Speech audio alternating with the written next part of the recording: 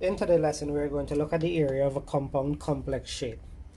In the previous videos, we looked at the area of simple shapes or plane figures. So let's go into compound complex shapes.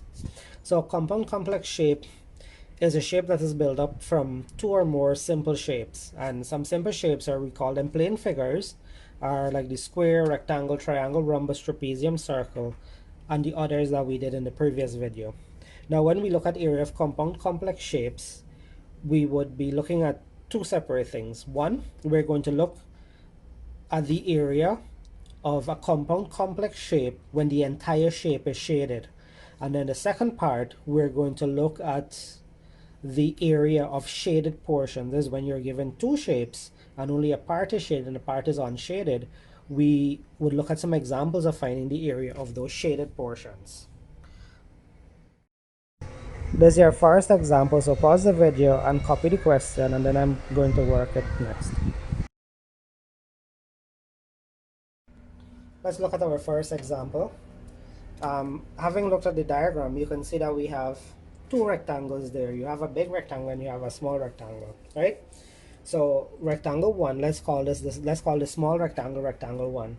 Now, if you look at the top, there is 3, and then coming down at the side,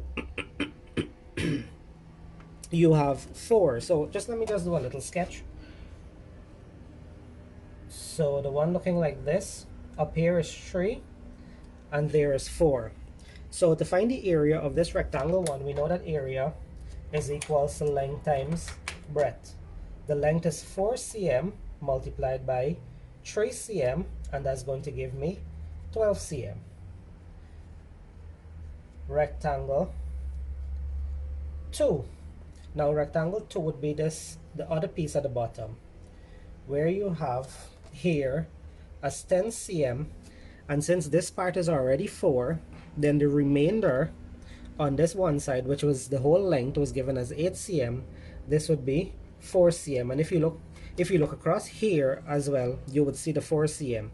So again, area is equals to length times breadth. That would be 10 cm. Oh, sorry, I forgot the square up there. Multiplied by 4 cm. That would be 10 fours, 40 cm square. So the area of the entire shape would be rectangle 1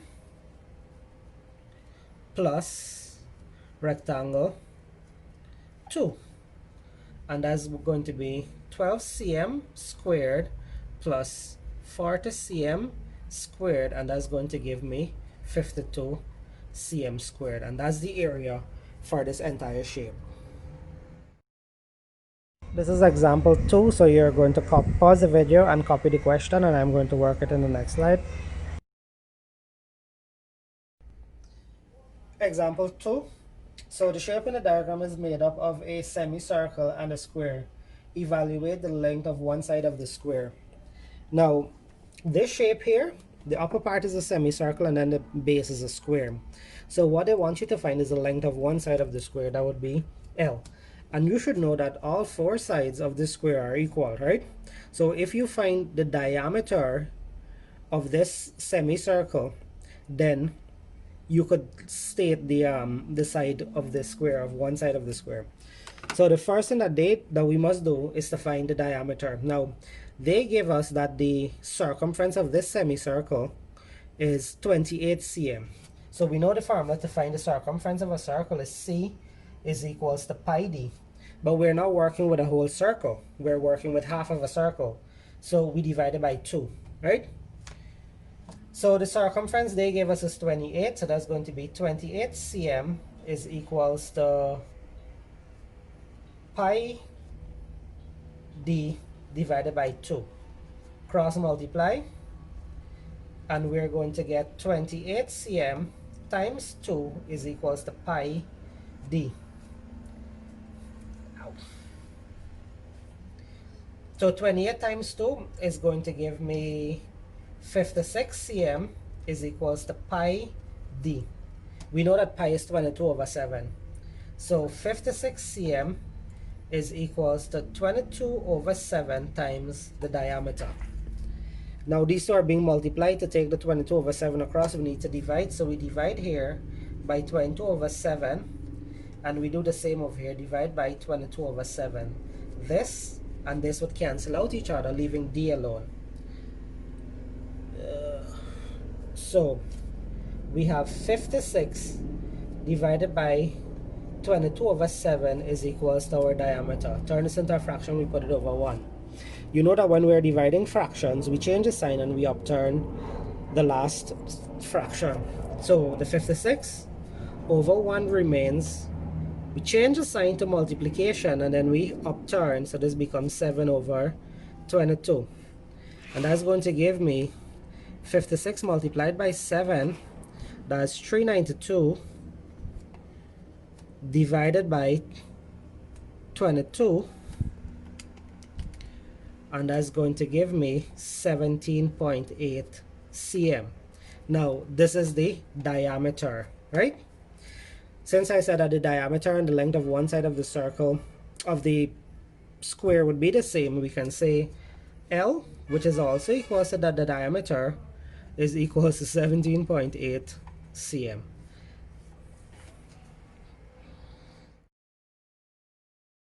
This is example 3. You're going to pause the video and copy the question, but it's asking for perimeter, but we're also going to work the area for this question. Now example 3. So determine the perimeter of the following model of a racetrack. Now this one I'm going to do two parts. So we have to find the perimeter of this shape, and then in addition we're going to do the area as well. So let's find the perimeter first. So to find the perimeter, you know that we have two semicircles at the end and you have a rectangle in the middle. So the circles come together would form a whole, and we said that the circumference of a circle is basically the perimeter of a circle. So to find for the circle, we have to use circumference is equals to pi d. The circumference is equals to pi, which is 22 over 7 multiplied by the diameter, which is given here as 6 cm. We put this over 1, so the circumference is 22 times 6, and that's going to give me 132 divided by 7. Circumference is going to equal to 18.86 cm. So this is the length of these two sides. Now we have to find the rectangle, but this side and this side is enclosed in the shape, so we cannot use the entire rectangle. What we have to use is the length up here and the length down here, because we already know that this side and this side come together is 18.86. So what is missing is this piece and this piece up here. So what we have to do is to just add 14 and 14 to what we have here. So the perimeter is going to equals to 18.86 cm plus 14 cm plus 14 cm, and that's going to give me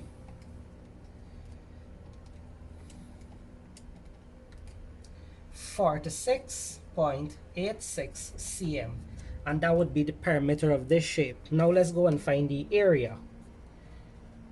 Now remember, the area is the inside, the measure of surface. So again, we have the two semicircles come together would form a whole circle, so we have to find the area of the circle first. So area of the circle is equals to pi r square. That's going to give me 22 over 7 times, now they give us 6 here, and 6 is our diameter. The formula asks for radius. So to find the radius, we have to divide our diameter by 2. So 6 divided by 2 is going to give me 3. And r square means 3 multiplied by 3. So put them over 1. We multiply our numerators, which is going to be 22 times 3 times 3. And that's going to give me 198. Divided by 7 times 1 times 1 is 7. Dividing the 2, I would get 28.29 cm square. So this is the area of our entire circle. Now with the area of the rectangle, remember this is a area surface, so we now have to include our two sides.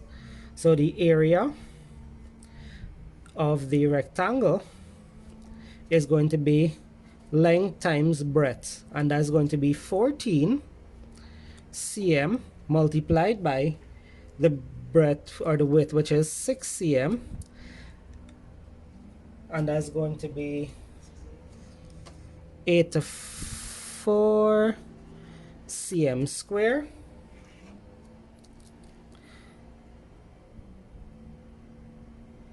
And now to find the area of the entire shape, we have to add the area of the circle plus the area of the rectangle. So the area of the shape is going to equals to 28.29 cm square plus 84 cm squared, and that's going to give me